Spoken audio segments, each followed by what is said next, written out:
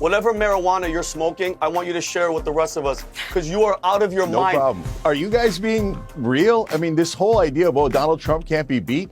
He climbed like 9 points after the assassination attempt and barely got to 40. He's one of the most unpopular politicians of all time.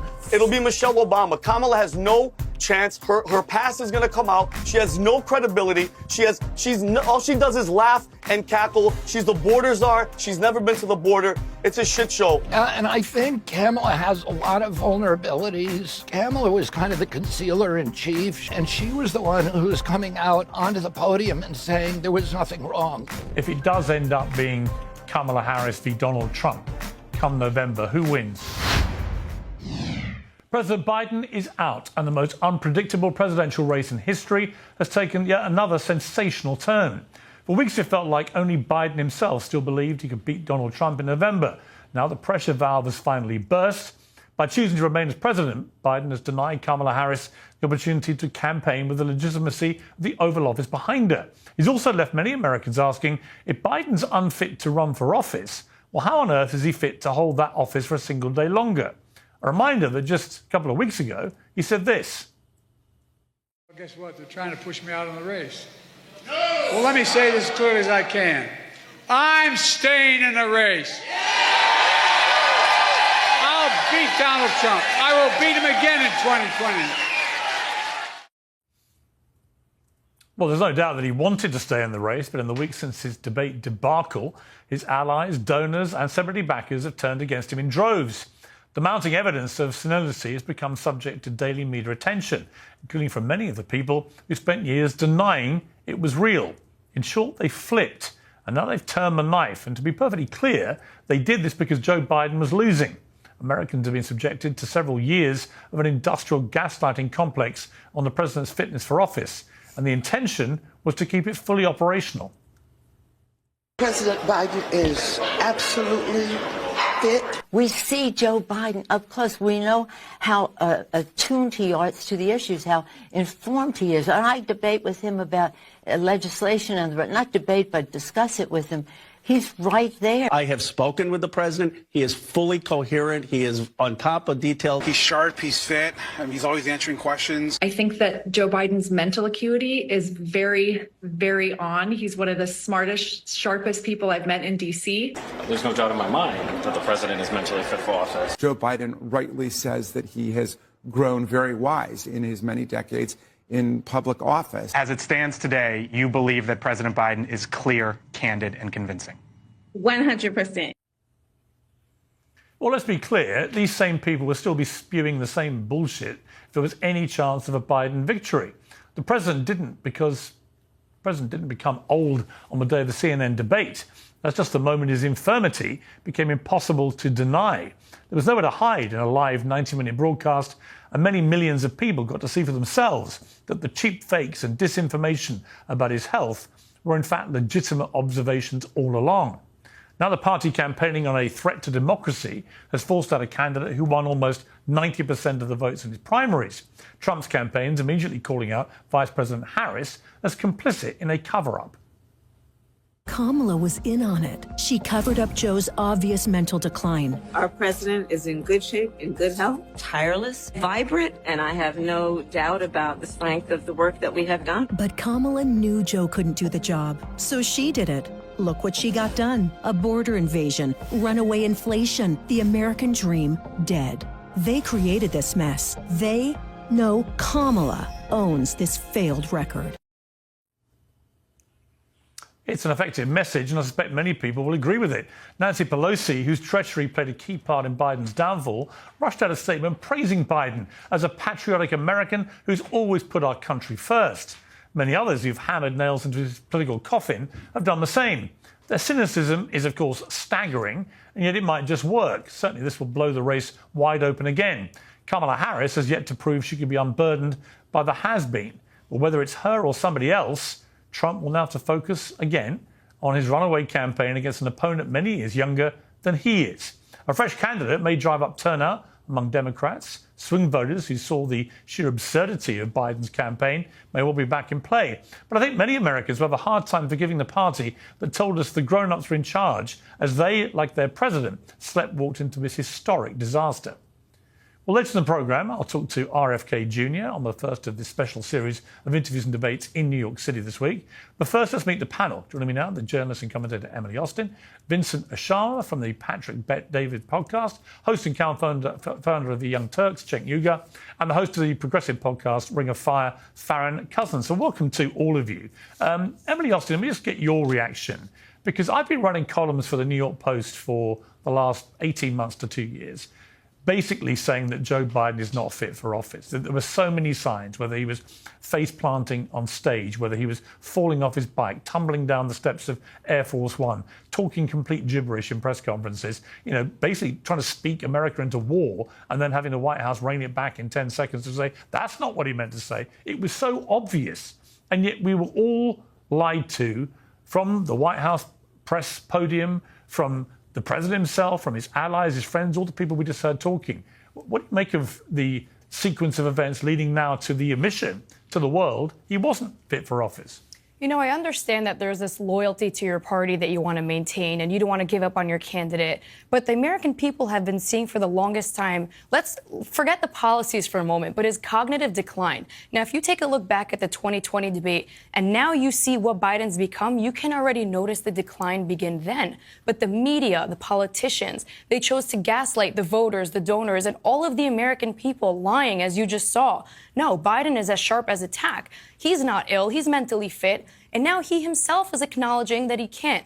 And I also want to point out that this is a very rare election. At least in my lifetime, this is the first time you have a Trump presidency to compare to a Biden presidency. You have 4 and 4 years to look and compare and contrast, and it's a no-brainer. Yet they chose to gaslight us over and over again. And now we have a bigger issue that we cannot trust the Democratic Party. We cannot trust the media because they lied to us to our face unapologetically and continue to do so. Cenk Uygur, I know that you've not wanted Biden to continue, so I presume that you're happy he's out of the race. But how happy are you that we now seem to be moving very quickly to a coronation of Queen Kamala, who has not had a single vote from any voters? Yeah, I'm not happy about it at all. So, first of all, I will give credit to Joe Biden on this. He did let go of power. Yes, it took a long time. Yes, we pushed him out, and I was one of the people pushing him out. But at the end, he did the right thing, which Donald Trump would never, ever do. And we saw that he didn't do in 2020. Now, on to Kamala Harris. I think MSNBC has trained Democratic voters and politicians to be minions, and they're desperate for a leader. Hold on, let's vet her. There's a reason why Barack Obama, Nancy Pelosi, Chuck Schumer, and Hakeem Jeffries have not endorsed her. That's actually amazing that they haven't endorsed her. So let's actually figure out if she's the right candidate or not. Why do we have to panic? Democrats are always panicking. Let's figure out who the best candidate is. Just take a minute to do that. And who do you think, of all the names that have been mentioned, all the governors and other candidates who potentially may be involved, which now can't include people like Gavin Newsom, he's ruled himself out, and some of the other favourites, of the names who haven't yet committed to Kamala Harris, who's there that you think could potentially be a better option? Look, I've always thought that you could put together an amazing team from the Democratic governors that already exist.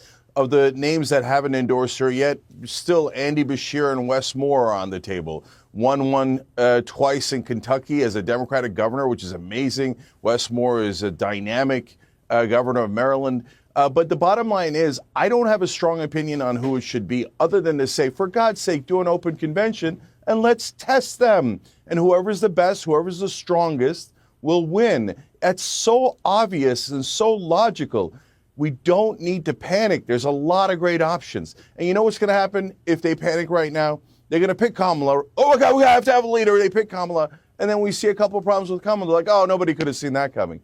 Yeah, that's why you should vet them. The number one problem we had with Biden is that we didn't test them. Let's not make that same mistake again.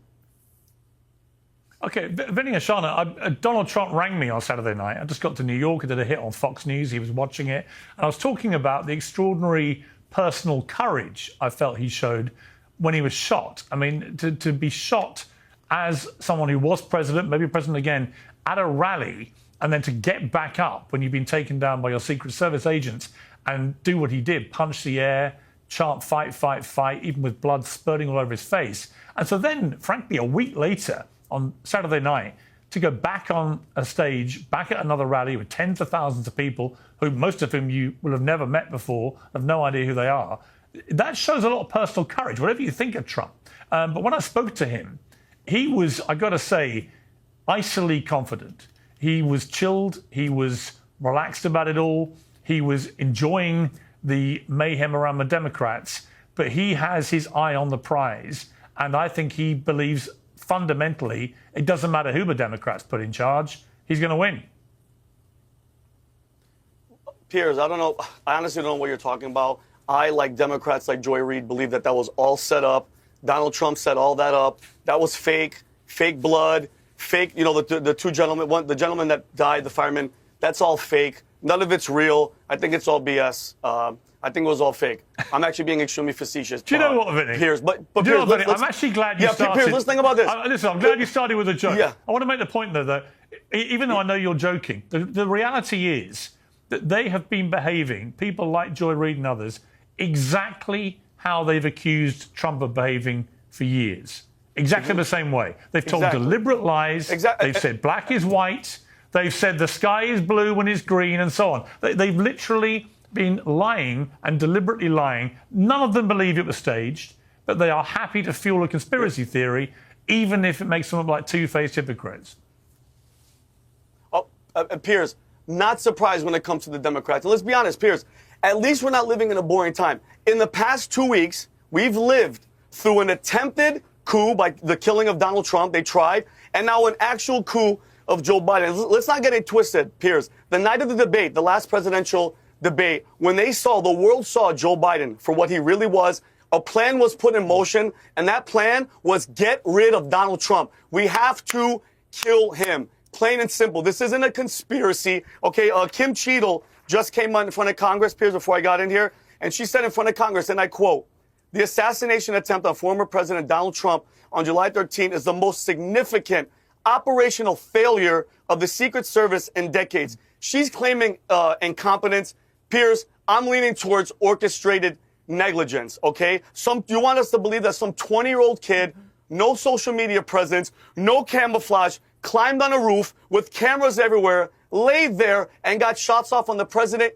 Give me a break. They know, Piers, they've been trying to destroy this guy from the beginning. The last attempt was murder him. That didn't work, and now guess what they said? Now, since Joe Biden, because if you think about it, Piers, if Trump, God forbid, is dead, they don't move on from Joe Biden. Joe Biden, they just do what they did for COVID. Keep him in the basement, show him 5-6 seconds here and there, and that's it. Their plan failed. Now they got to move on. And I'm telling you, Piers, ready for this?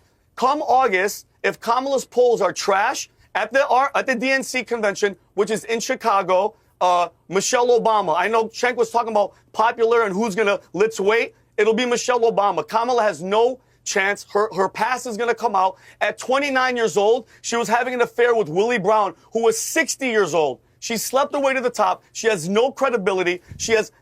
All she does is laugh and cackle. She's the border czar. She's never been to the border. It's a shit show. And Donald Trump, God is watching Donald Trump's back. Piers, I don't care what anybody says. That's divine intervention. God grabbed his head and said, nope, not today. That's it. Well, I got to listen. The part of that I agree with wholeheartedly is something happened to save Donald Trump, which was truly miraculous, because a quarter of an inch to the other side, and that bullet goes straight through his head and kills him. So it was an astonishing escape. In relation to your... Can I ask you a question? Let's be friendly. Let's call them theories. I would say this. I don't think it was an inside job, as some conspiracy theories think, but I do think it was extremely odd. I want to bring in Farron Cousins here now. I mean, this idea that a 20-year-old kid gets an AR-15 semi-automatic rifle and just calmly strolls onto the top of a rooftop, literally 150 yards from President Trump, is so outlandish. And when you hear the director of the Secret Service today, I've got the clip. Let me play the clip so we can hear exactly what she admits. The assassination attempt of former President Donald Trump on July 13th is the most significant operational failure of the Secret Service in decades, and I am keeping him and his family in my thoughts. What I can say is that the individual was identified as suspicious. If The detail had been passed information that there was a threat. The detail would never have brought the former president out onto stage. So you distinguish between someone who is suspicious and someone who's threatening, is that right? I do.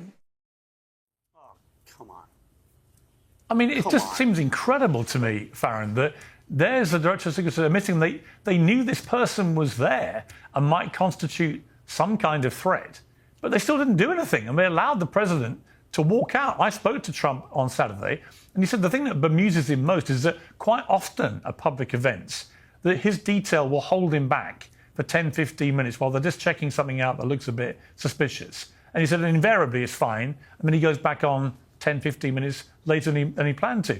How can it be that you have members of the public shouting up at this guy's on the roof with a gun, and they still allow Trump out there to get shot at? You know, I mean, there's no doubt that there are failures all around here, from the Secret Service to the local police officers that were also aware that this individual was there and did nothing about it. But I am going to point out real quick just how Vinny there starts off mocking conspiracy theories, then immediately goes into his own conspiracy theories. So let's not let that go overlooked. I was being facetious, and it was a joke. It was a joke. Relax. It was a joke. As for the Secret Service, okay. As Liberals for don't the like jokes, Secret Vinny. Service, we have a Secret Service that for many years now has been dangerously understaffed. They're about 350 agents short-staffed, in spite of the fact that their budget has increased by about $1.2 billion, I think, over the last 12, 14 years. So this agency has serious problems that do need to be addressed. And we can even go back and look at some of the failures that they had during the Obama administration, when somebody on the street was able to fire 7 shots off into the White House residence. Somebody jumped the White House fence with a knife and made it into the White House during the Obama years before the Secret Service stopped them. So these failures are not just something that popped up within the last week. This is something that absolutely has been going on for a long time and has not been addressed by anyone, really. And now it's all come to a head, and hopefully they can get things figured out, find out what the problems are with this agency. It certainly isn't a lack of money. I don't know what they can do, but they definitely need to get on it, and it doesn't seem like they're there yet. Well, it seems an abject failure in just basic common sense. I mean, in the first place, if I was trying to protect someone who'd been a president of the United States, the first thing I'd look at is any rooftop near the stage. I mean, it's just like Route 1, isn't it? And there was this kid lying there with his rifle, and nobody checked. Nobody was guarding it. It's just, to me, it's completely baffling. So I do understand why so many conspiracy theories are raging around about this, because actually it's inexplicable. And I hope we get some answers. From what I've been seeing so far of Kim Cheetle, the director of the Secret Service, she's not really answering any questions today, other than to say it's the biggest operational failure for decades. On the bigger story now, incredibly, I mean, a week ago you thought this story would run the assassination attempt. We're now moving to Biden quitting, an historic moment in American political history. On that, Farron, what is your view about this kind of move very quickly by the hierarchy of the Democrats to anoint Kamala Harris as the nominee? Do you think that is a healthy thing? Or do you think, like Cenk, it's better that this runs to even a broken convention? We have anyone who wants to put their hat in the ring does so, and then they have to earn the right to be nominee. I agree 100% with Cenk here. I mean, there is no reason why we need to be, jumping at this and immediately, within hours after Biden makes his announcement, Harris has already been anointed as the heir apparent to the Democratic Party. What we need is, like Cenk says, more people. We need individuals to actually do the job and get out there and start campaigning. They don't have a ton of time, but they've got a little bit of time to do this. And we need to get to know people. We haven't had the convention yet, so there is plenty of time to do it. But to me, the bigger issue is we wouldn't even be in this situation right now if we had a real Democratic convention, which we didn't have. We didn't have debates. We didn't have Biden up on stage having to actually deal with any of these other Democrats that were running at the time. If we'd had a real primary, we wouldn't be in this situation today.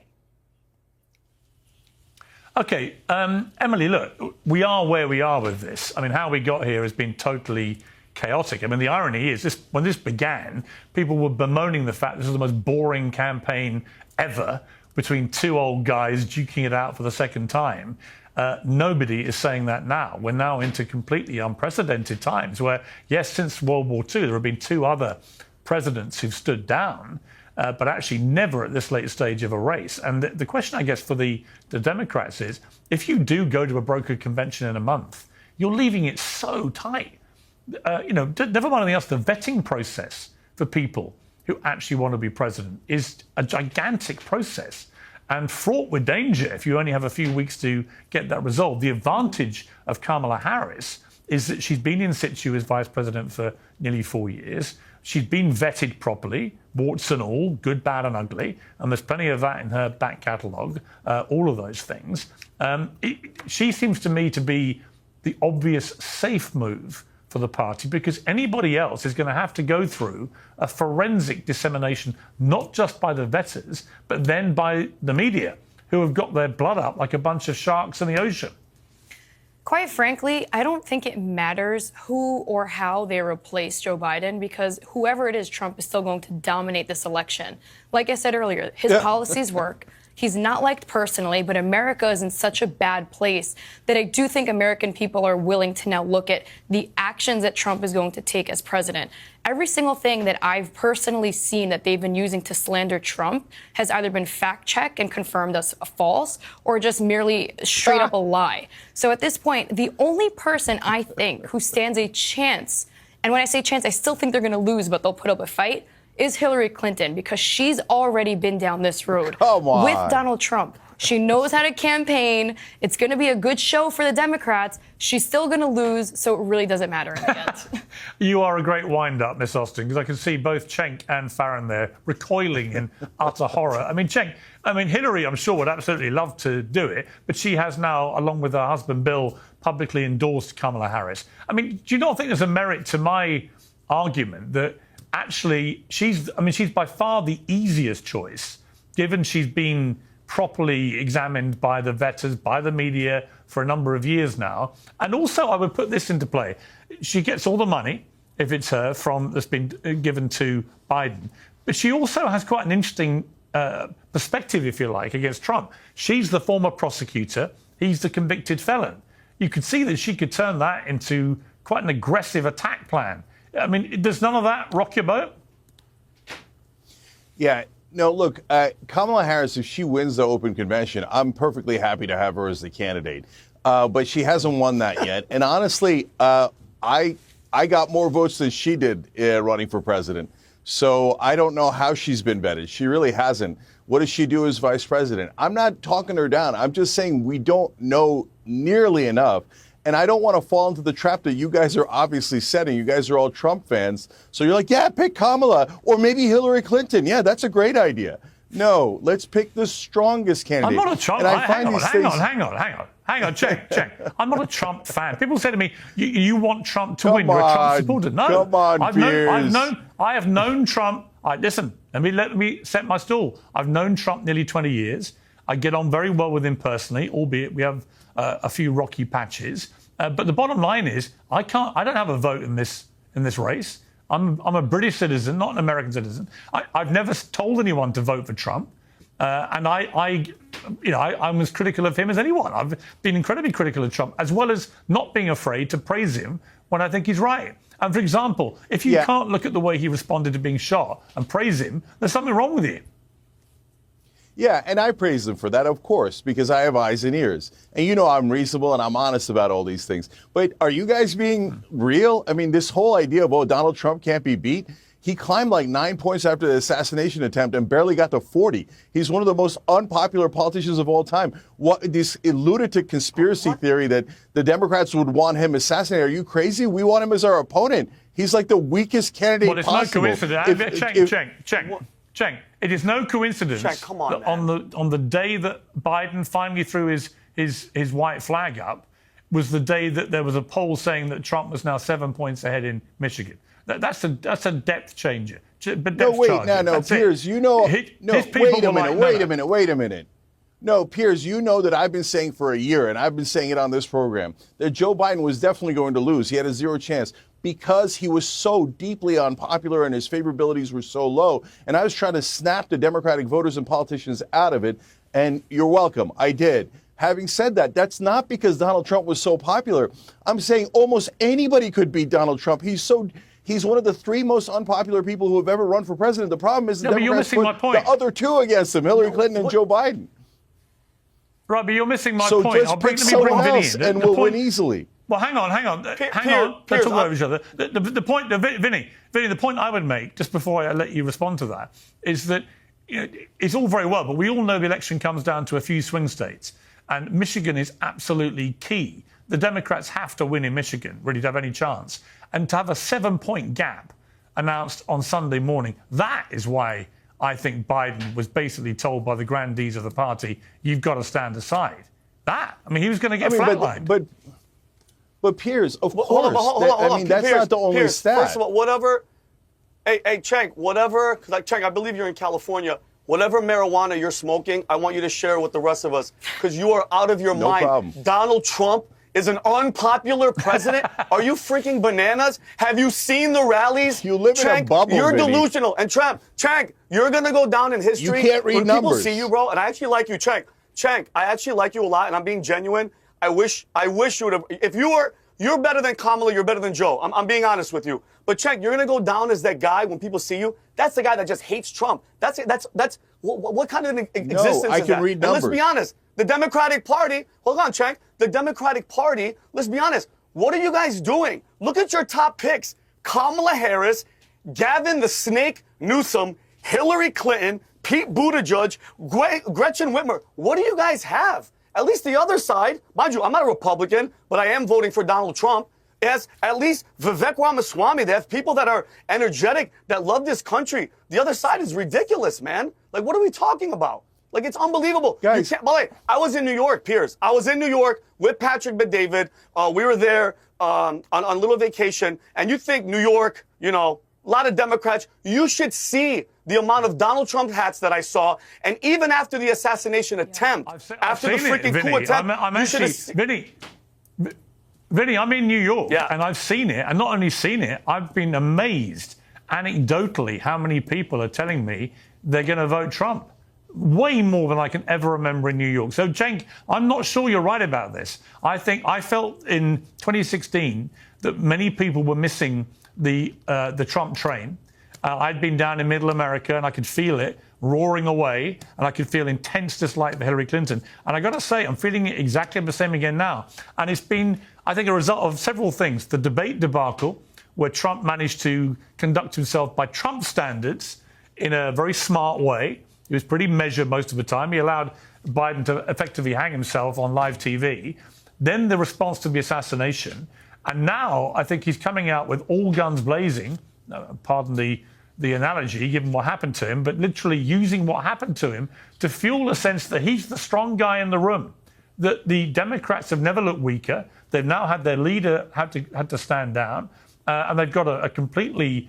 in Kamala Harris, if it is her, someone who, if there's just going to be a like-for-like comparison, many Americans will go, you know what, Trump seems a stronger bet here. And that's the problem for the Democrats, is how do you get away from the fact that when he was shot, Trump did this in an act of defiance, and a lot of Americans went, wow, that was ballsy. Even Mark Zuckerberg called it badass.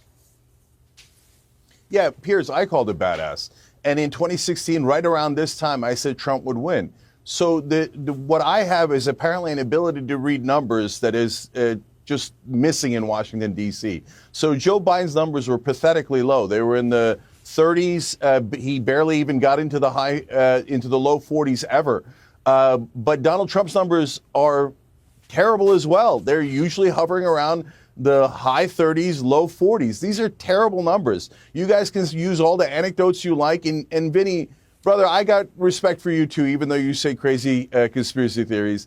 I get it. We're both populists. We want the right thing for the American people. But you're in a bubble, brother.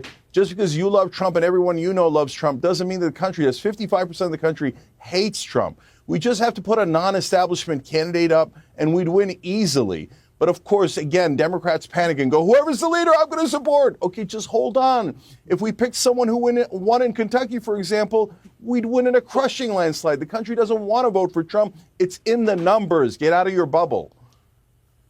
But check it, just really fast, Piers. Hang on. Benny, I'll come to you. I want to play a clip before I come back to you. This is a clip where Trump was at his rally in Michigan on Saturday, and he came up with this phrase about people attack him for wanting to attack democracy, and that he himself has now taken a bullet for democracy. Because I thought that was a really powerful moment for Trump in this whole race. Let's take a look. They keep saying he's a threat to democracy. I'm saying, what the hell did I do for democracy? Last week I took a bullet for democracy. What did I do against democracy? I mean, Vinny, there are a few more powerful things for a presidential candidate to say than I took a bullet for democracy. Oh, but he didn't. Like, I mean, Cenk, let's and Cenk, with all due respect, I mean, all this in love with Trump, it's beyond Trump, brother. It's what his message is what he stands for, Cenk. Since the 90s, brother, late 80s, he loves America. He puts America first. This guy, people like you that hate Trump, you never hated Trump. You were taught. You were brainwashed to hate Donald Trump. That Trump derangement syndrome is real. All this, we're in love with Trump. I'm the same as Piers. I never liked Trump. When he was on The Apprentice, you're fired, it was annoying. But the message and seeing what they've been trying to do to him and what they're actively trying to do is ridiculous. And just from Piers, from everything that they've done, destroying his name, the court, the money, the fake impeachments, everything, to trying to kill him. What else is left? And he's still up there. He's campaigning. He's making jokes. And by the way, and I love this word, this democracy. I'm sick and tired of this democracy, okay? When you're in school, Piers, in the United States, you pledge allegiance to the United States of America and to the republic for which it stands. We're a republic. We're not a democracy. And every time the Democrats try to put somebody up, Bernie Sanders, RFK, you guys eat your own. So it's you guys. You guys are ruining everything. And Cenk, I'm going to say it again. You should have been running. I wish you were more popular in that sense because to hell with Kamala, to hell with all them. We need somebody that loves his country. Piers, that's what he is. He's a patriot. He loves his country. And I'm wearing this shirt, Piers, VTmerch.com. I'm an angry patriot because we are sick and tired, Piers. I love this country. I served for this country, and I'll be damned if I'm going to let them take it away from us, Piers. Damned. Period. Okay.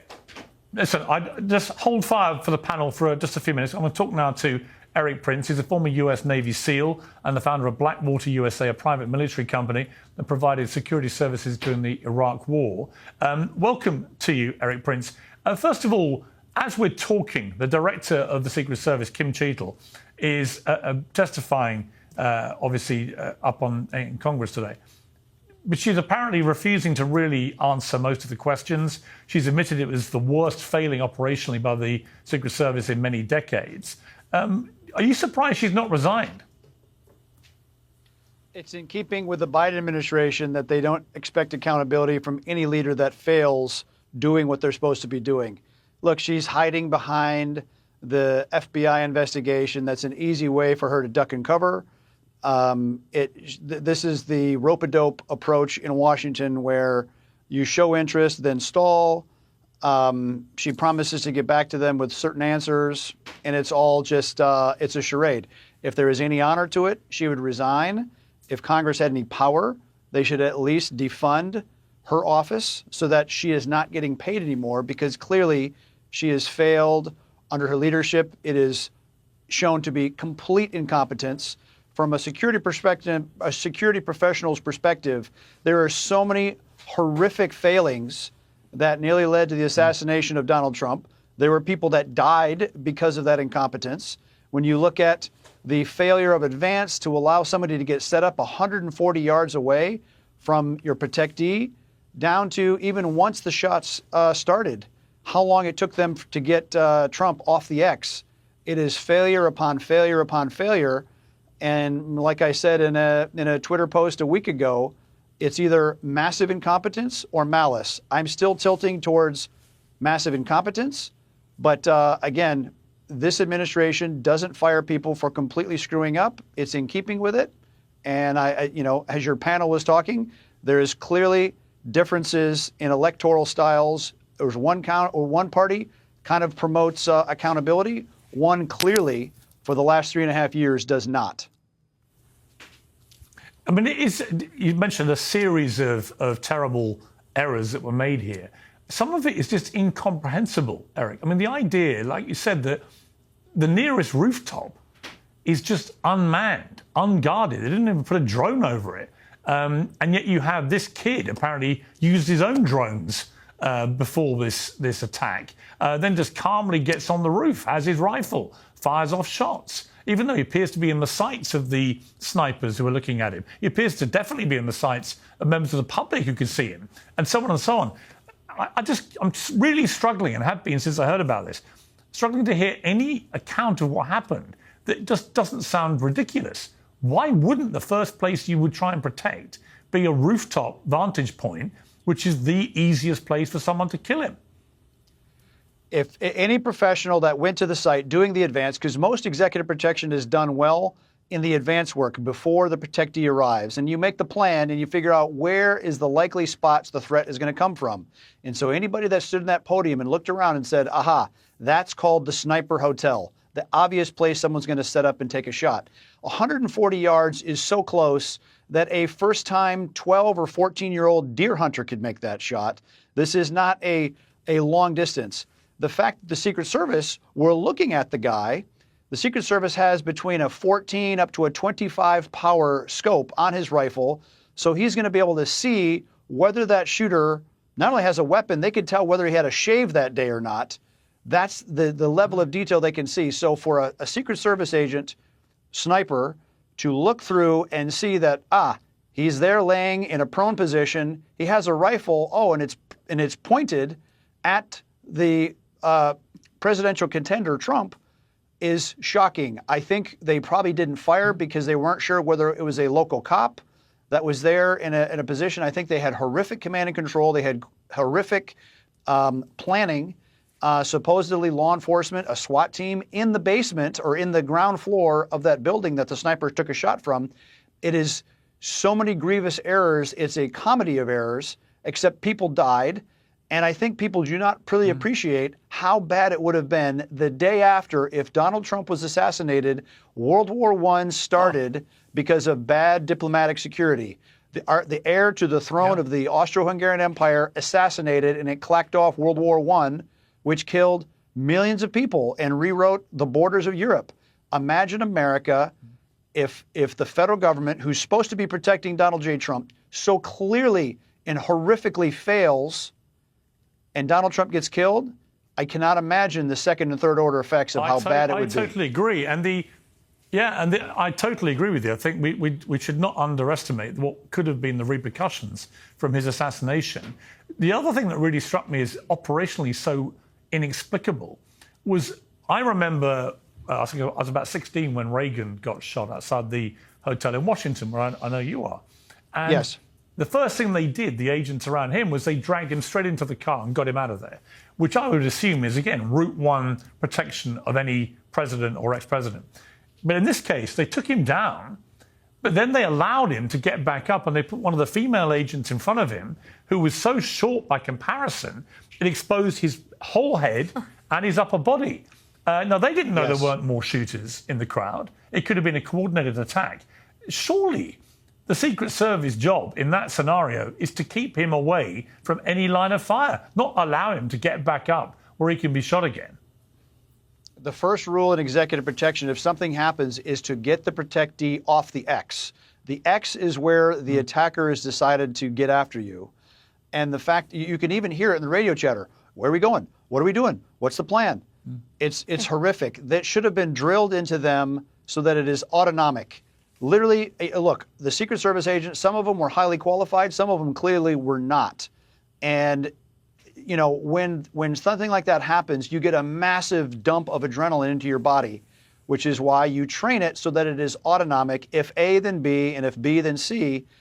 And clearly that had not been drilled into them. And I don't care how undermanned they are or under-resourced or whatever the excuse is, it doesn't take any more money to get up an hour earlier and run that drill and run it again and run it again. That's what professionals would have demanded. That's what accountability would have demanded. Trust me, in my old business, if we had a team screw up that badly, they would have been all out of work. And as a company, we would have expected to be fired. But that's clearly not the case in the federal government, which is probably making the case for looking at this from a different perspective of why people choose the private sector versus government anytime they can. Right, and just finally, Eric, I mean, I don't want to make a big thing, as some people are trying to do, of female agents shouldn't be on the detail of the president or ex-presidents. I think that is a sexist overview. However, it was notable to me that there were a number of female agents who were clearly on visible view in the aftermath, who didn't seem to be knowing what they were doing. And when Trump next appeared in public, it was an all-male detail that was around him, much larger in size. What did you read into that? Is it unfair to target just the female agents in that position? Was the way that they were behaving, one in particular who was struggling to even put a gun into a holster and out of a holster, I found, she's been getting particular attention on social media. It might be completely unfair. I don't know. But I have to say, from my perspective, watching it, it was a pretty concerning thing to watch, to see supposedly the most elite trained defensive agents in the country looking so clueless. It was embarrassing for America. It nearly had catastrophic effects. Again, I don't care what bathroom people use or who they sleep with. It doesn't matter. Can they do the job to the set standard? As long as you focus solely on merit and mission, we have a deal. But clearly there was deviations. I feel bad for those agents that were out there that were unprepared for literally the worst career moment of their life. And now it's on full display for the world to see that they were not prepared for that mission. That's bad on them, that's bad on their immediate leaders, and that's bad on the head of the Secret Service and the people that put them in that decision. Accountability needs to be done. It needs to be swift and severe so that these kind of mistakes are not made in the future, because it is in keeping with the debacle in Afghanistan, a debacle in Yemen, having shut off the waterways, a pier in Gaza that cost $320 million that can't stay together for more than a day or two. It's a record of failure of people that don't get fired when they screw up that badly. I feel bad for those agents. There's some great ones that have built a reputation of excellence in the Secret Service to be ruined. I feel bad for them that their professional reputation of their organization has been so badly damaged in their one moment of truth. I pray God that it is handled differently. The reason you saw a different crew around Trump at the convention is because there's a different level of protection that happens once he is the nominee. The Secret Service leadership before was absolutely slow rolling, minimizing, and pulling resources away, including to service Jill Biden in Pittsburgh on the exact same day. This is the same Jill Biden who made the Marine Band, who normally plays Hail to the Chief when the president walks in, produce for the first time in almost 250 years a separate bit of music to play when she entered the room. That's the level of will to power this woman had. I'm glad they're not running for re-election, because that is a bad pair. Eric Prince, fascinating to talk to you, especially with your perspective as an ex-Navy SEAL and the founder of Blackwater. Thank you very much indeed for joining me. Bet, Piers. Emily Austin, as we've been talking there, we've got footage of Kamala Harris arriving at the White House, basically calling Joe Biden the greatest president that's ever lived, etc. Let's take a look. Our president, Joe Biden, wanted to be here today. He is feeling much better and recovering fast, and he looks forward to getting back on the road. And I wanted to say a few words about our president. Joe Biden's legacy of accomplishment over the past 3 years is unmatched in modern history. In one term, he has already, yes, you may clap.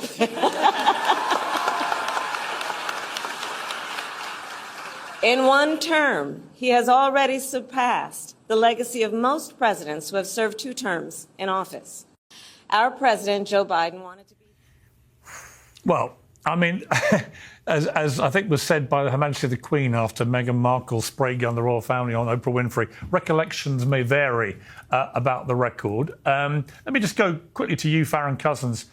I mean, Kamala Harris there at the White House, effectively now looking like the de facto leader of the Democrats, therefore, sort of, I guess, the president, but not the president. Would it not be easier and better and probably a more aggressive and successful strategy if Joe Biden just stood aside now from being the current serving president and allowed Kamala to step into that role? Would it not give her more ballast running into a battle with Trump to be the actual president?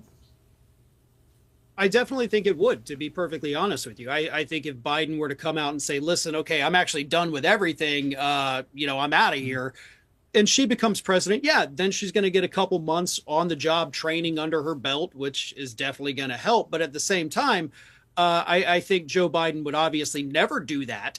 It took so much pushing just to get him out of the race at all. And of course, if he were to resign, the optics of that for the Democratic Party, that is basically Joe Biden admitting, I can't do this. I got to get out of here.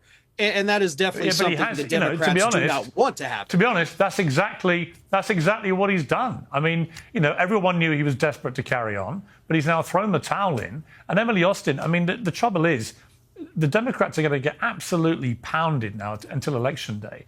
Every time Biden pops up and makes another mistake, another gaffe, another time he falls over, whatever it may be, it's all going to keep happening. We know that. He's not going to get any less senile just because he's decided to step down. But every time he does, that will become a major story.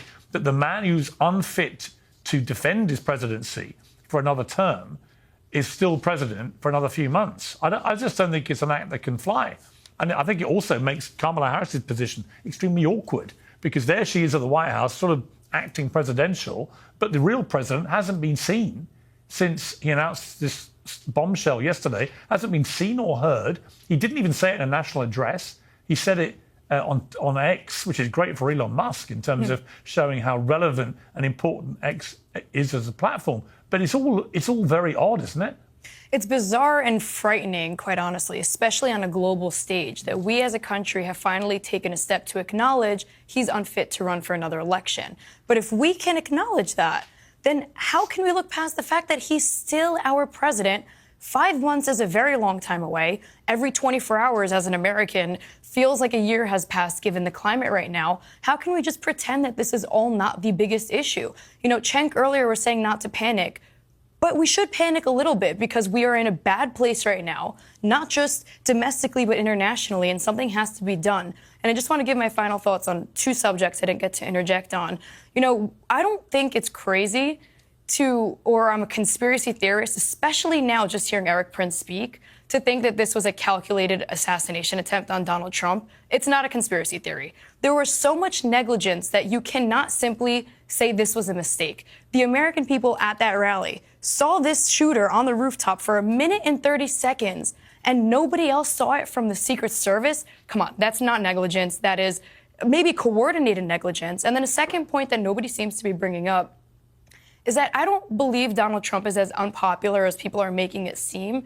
Rather, the American people have been so afraid to be honest about how they felt about him because of the bullying and the repercussions that you face as being a Republican these days. As a sports journalist, as a sports broadcaster, I've been told multiple times to keep my opinion to myself. I've had colleagues whisper to me, we love Trump, we're voting for him, but we can't say that. I've had African-American NBA players tell me they love Trump. I've had NFL players tell me they love Trump. But God forbid they bring that to the public, they get canceled. So he's not as an unpopular of a figure as people think, but everyone's afraid. I completely agree with that. I just think a lot of people, I think people have found it easier since the assassination attempt to speak up in support of Trump and say they thought he was very ballsy, because he was. To hear Mark Zuckerberg be so praiseworthy about him was an extraordinary moment, because he would rather, ironically, have shot himself and say anything positive about Trump before. So I think that there's a real sea change in people's willingness to speak out. But Cenk, there's no doubt that Trump is a very divisive and polarizing character. He always has been. But right now, I reckon he's licking his lips. He's looking at the Democrats in complete disarray. He's seeing a woman who's pretending to be president because the real one's disappeared, having quit the race. but who's not the president. And like I said, we're going to keep seeing Biden when or if he ever reemerges. We're going to keep seeing him make mistakes and do embarrassing stuff, because that's what's been happening on a weekly, almost daily basis this whole year. And every time he does, it's going to be a massive headline. How can the man who said he was unfit to continue in this race be fit to lead the country? There's a real problem there, I think, in the optics. Yeah, look, let's be honest. The administrative state runs things. So both for Republicans and Democrats. I think it's unconscionable that Joe Biden didn't fire the head of the Secret Service within 2 days. I mean, what are you waiting for? She admitted it was the largest organizational failure in Secret Service history. So if you don't get fired for that, what do you get fired for? On the other hand, when you look at Trump's terms in office, he would say outlandish things to his staff like, let's increase the number of nuclear weapons we have tenfold, which would basically bankrupt the country. So they would all look at each other, and as soon as they left the room, they'd say, of course we're not going to listen to what that idiot said, and they'd ignore his orders. That happened over and over again because he doesn't know what he's doing. So the administrative state runs things for both Republicans and Democrats. So that's the reality. That's what's going to happen going forward with Biden. And you guys are overstating Trump. After the assassination attempt, there's this halo around him, and it's understandable. And I'm the first guy to say that Trump's actions that day was, quote, badass, right? But having said that, guys, that doesn't affect his policies. And Trump can't help himself. Trump's always going to be Trump. He's going to be back to saying crazy. In fact, he's already back to saying crazy things. And he's going to say it over and over again. He's going to remind the whole country how nuts he is. I'll tell you why he may win. And I'm going to play a clip. This is also from the rally on Saturday, where he talked about his severe comb-over. I have to just interject, if you would turn off those cameras, because I don't want this. See the screen up there of me? That's very severe, that comb-over. That's a severe sucker. What's with that one? It looks okay from the other side. But that is very severe. I apologize. Man, I looked up there. I said, whoa. Look at that. Wow. That's like a work of art.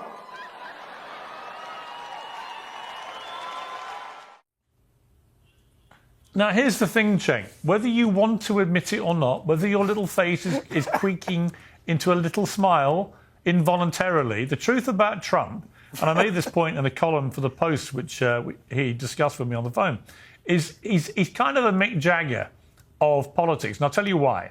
It's not to do with them womanizing, although that would be a fair analogy. It's actually to do with the fact, here these guys are. Jagger's 81, about to turn 82, I think. Trump's about 2 years younger than him. But what they really love doing, more than anything else, is going out in front of tens of thousands of people and putting on a show. Trump does the show of being a politician in America better than anyone else I've ever seen.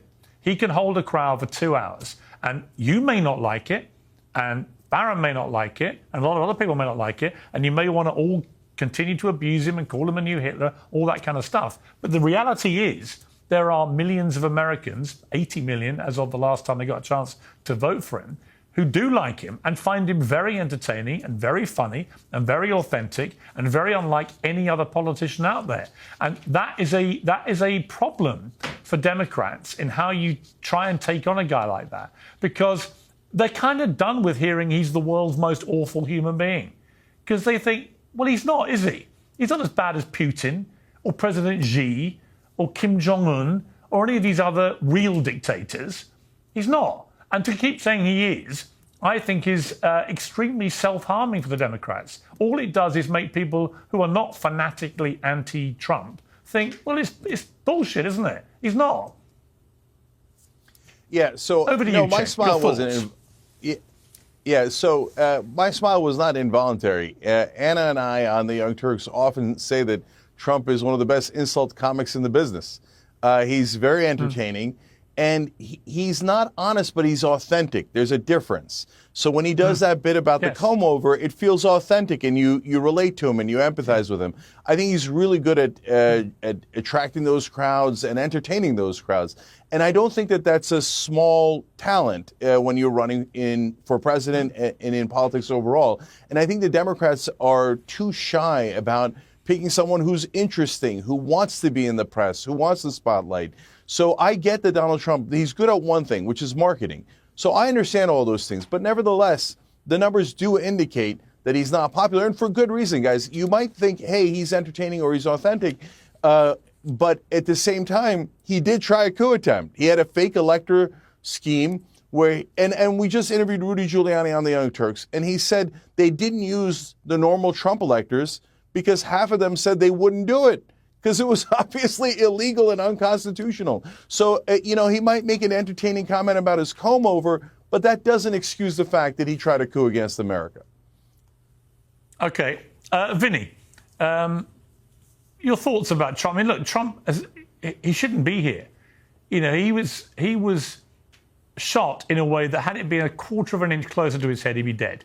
And we would be still talking about the assassination of Donald Trump, which would have been, as I think Eric Prince rightly said, a seismic and horrific moment for the country and the world, and the repercussions, I dread to think what they would have been. But he survived, and he showed enormous personal strength in that moment, strength that he may not have even known he had in him. He was very candid about that when I spoke to him on the phone. And he feels like God was on his side.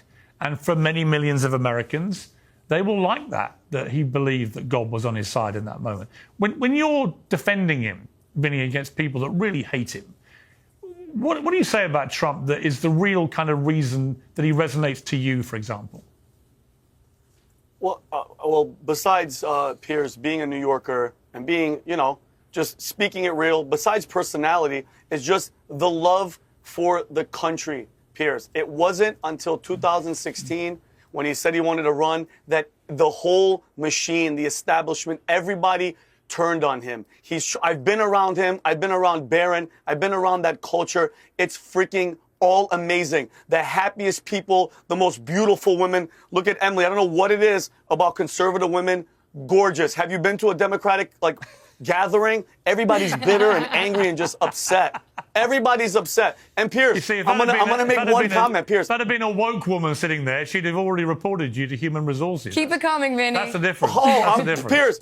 Yeah, Piers, I would have been thrown out of this van. But Piers, there was an interview that Trump did. This encapsulates with everything that's happening. The guy almost got assassinated, pumping his fist, fight, and then does an hour and a half a speech at the RNC. There was an interview where he was speaking with a journalist, and the journalist said, Mr. President, with everything that's happening, with all the people coming after you, the state, the swamp, everybody, the world wants to know, how do you weather the storm? And Donald Trump looked at her and he said, I am the storm. That's who Donald Trump is. That's why he's popular. I'm sorry, Cenk. That's why I'm voting for him. And that's the last, I'm telling you guys right now, the future of this country rests on this election, plain and simple. Okay, I've got to leave my panel there. You've been brilliant. Emily, to Vinny, to Cenk, to Farron. Great to have you, Farron, for the first time. Thank you all very much indeed for coming on. I appreciate it. We're joined now by the independent presidential candidate who tried to challenge Joe Biden for the Democrat nomination, Robert F. Kennedy Jr. Robert, great to have you back on Uncensored again. It feels like every time I interview you, something quite extraordinary has just happened. And we talk about the latest development in what was supposed to be a really dull race, but has turned into this electrifying kind of soap opera, albeit with very serious consequences. Let me just, first of all, talk about Joe Biden's resignation with you. Should he stand down as president? Is it not incongruous for him to say, I'm not fit to continue in the race, which ends in November, but I am fit to continue as president until January? Yeah, I don't think those were the words that he used. I think what he is saying is that he needs all of his energy to focus on governing the country, and that's why he's withdrawing from the race. So I'm not going to comment on it one way or the other, but I think the die is cast. But would it not make it easier for Kamala Harris or whoever the nominee ends up being for the Democrats? Would it not make their job easier if they were able, in her case, I mean uniquely, because she'd be doing what it applied to, if she was able to become president, would that not strengthen her position and improve her chances of winning? It will definitely strengthen her position within the party. I'm not sure that that's the best thing for the Democratic Party. I would think that the best thing for the party is to actually have a democratic process that, you know, where people are either using ranked choice voting, which actually is democratic, or using polls, national polls, where you say who's the most likely Democrat to beat Donald Trump, and actually really opening up the convention to a vote. I think what they're going to do is they're going to have kind of a Potemkin village of democracy. They're going to have a kind of a faux democracy where they pretend it's a democratic process, but Kamala is at the end of every, at the end of every pathway. So I think it's really going to be about picking her vice president, that, you know, there's going to probably be a little bit of democracy there. But as you know, Piers, you know, I'm a lifelong Democrat. I had to get out of the party because they would not have a democratic process. They use, you know, the DNC, which is the elite, 400 elite members of the Democratic Party, decided who was going to be president, which is President Biden. And they rigged the rules to make sure that there was no democracy. And I grew up in a Democratic Party that was fighting to make sure every American got the right to vote for anybody that they wanted to vote for. And today's Democratic Party is just the opposite. It's fighting and spending hundreds of millions of dollars to make sure that, to use the courts, to use the, you know, denial of Secret Service protection, to use all of these other mechanisms of power to make sure that President Biden doesn't have anybody to run against. And now Vice President Kamala Harris won't have to really deal with an authentic democracy. What do you think happens here? We've got 4 months until the election. Do you think it's almost certain that Kamala Harris will be the nominee? Or could you see it genuinely ending up being an open brokered convention where it could be one of any number of people? Yeah, I think it's better for the party and the country if they actually have an open convention. But having seen what I've seen from the Democratic Party, I don't think that that is a likely outcome. But I think it would be better for our country. So, you know, I don't know. I think, you know, I saw what happened during the primaries, where the people who were running, like Dean Phillips and myself and Marianne Williamson, were just shut out. We were told those primaries are not being held anymore. We were told, you know, they passed a law, they passed a rule within the Democratic Party that after they saw me campaigning very, very effectively in New Hampshire, they passed a rule that any candidate who steps foot into the state of New Hampshire, that all of their votes will go for President Biden. So those were the, you know, the audacity of the kind of new rules they were adopting to make sure that democracy did not function. And I suspect that's the same thing that's going to happen with Kamala now. I mean, what's interesting, and I think this is probably supportive of your view of what you just expressed, a lot of the front runners have already endorsed her publicly. So even if it went to an open convention, it wouldn't include the likes of Gavin Newsom, Gretchen Whitmer and others, because they've already said they're backing Kamala Harris. So they kind of talked themselves out of the race. Yeah, and I think Kamala has a lot of vulnerabilities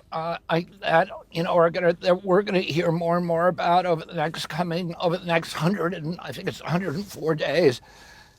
Oh, Kamala, for one thing, Piers, Kamala was kind of the concealer in chief. She was talking every day, according to her own recounting, to President Biden, and she was the one who was coming out onto the podium and saying there was nothing wrong, that there was no problem. And so clearly she was blind to the kind of thing that we all saw during the debate, or she was trying to protect her own career by putting the country's interests secondary. And I think that that's something that the Trump campaign is going to have billions of dollars to put that story on TV.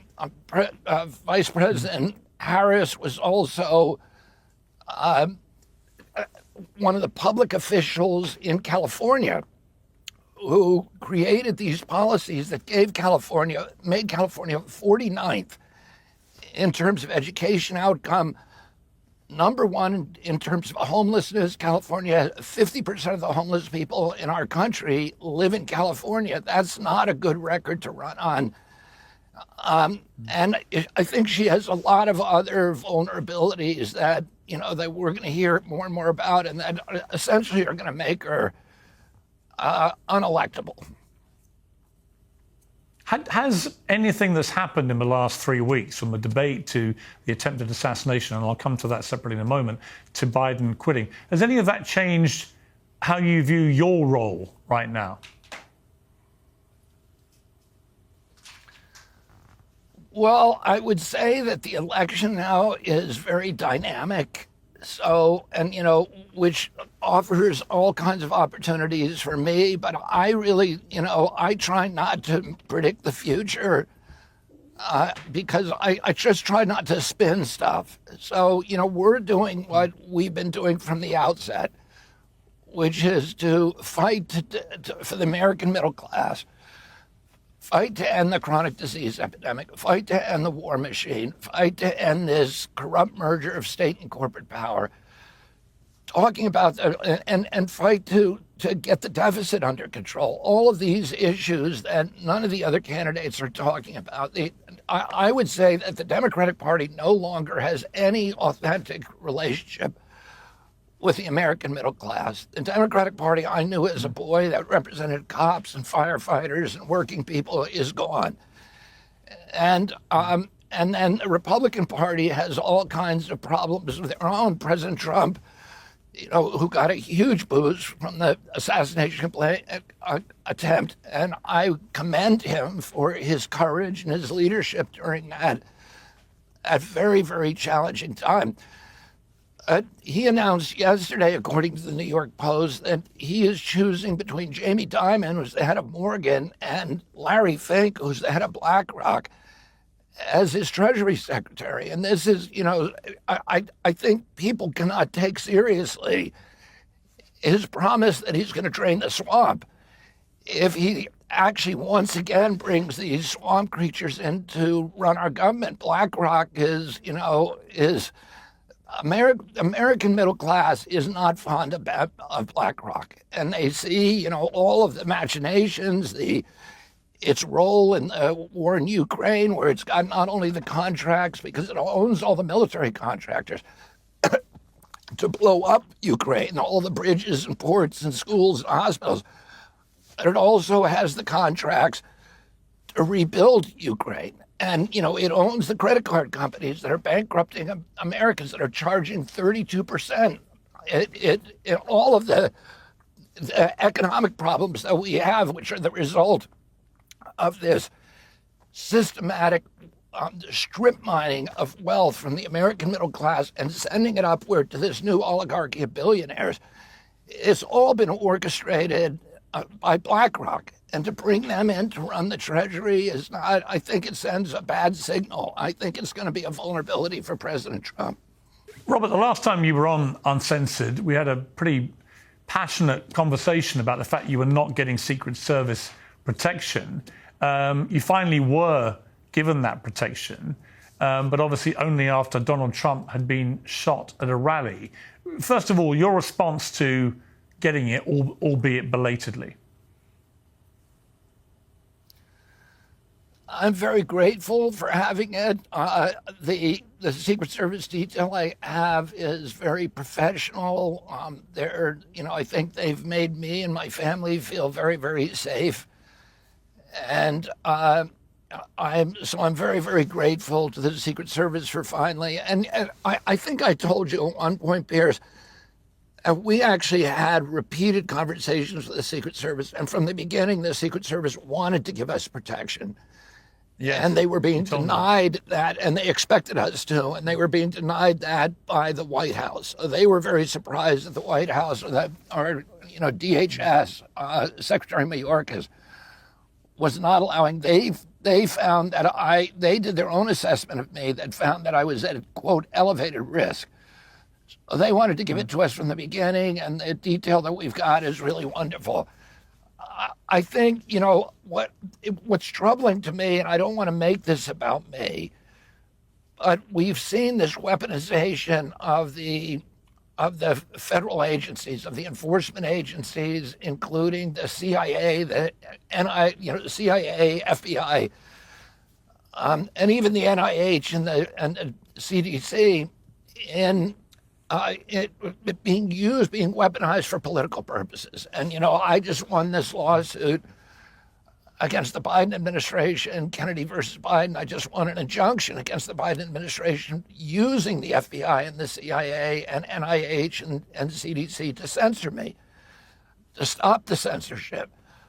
But we've seen it across the board against President Trump, against other rivals of the president, in a way that I think should be very, very disturbing to the American people. You know, Piers, when my father took over the Justice Department in 1961 for his brother, who was then president, he had a meeting the first week where he called all the branch chiefs and all the division chairs, and he said to them, the one rule in this Justice Department is that no, we never politicize enforcement, that we never ask the question about a defendant, are they Democrat or Republican?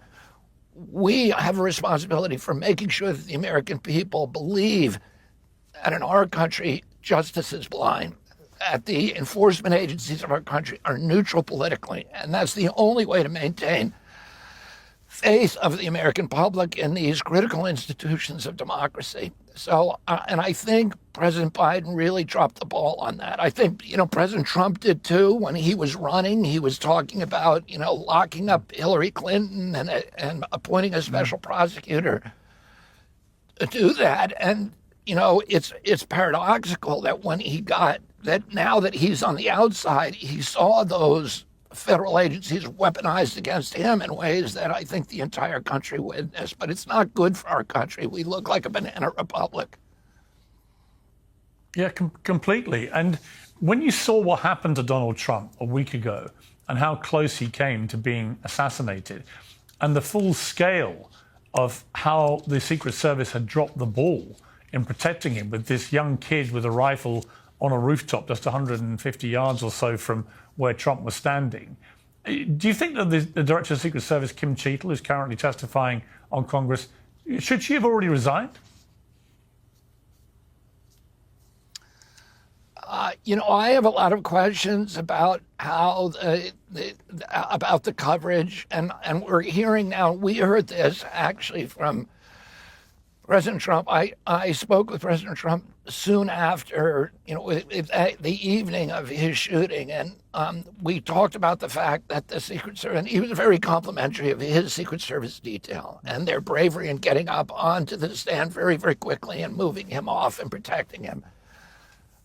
But even he had some questions. People on his staff told us that they had asked for enhanced Secret Service protection, and that the DHS had denied it to them, and they were comparing their situation to my situation. So I think, you know, those questions need to be answered by somebody. I wouldn't necessarily blame the Secret Service till I know more, but I think somebody bungled it. Somebody, obviously, it's obvious from the outcome that there was something going on here that, you know, Americans really need to know more about. I'll say this. I think President Trump's first reaction to the shooting, first his bravery on the podium, and then after that, at least the noises he made about unifying the country, I was very touched by that and very hopeful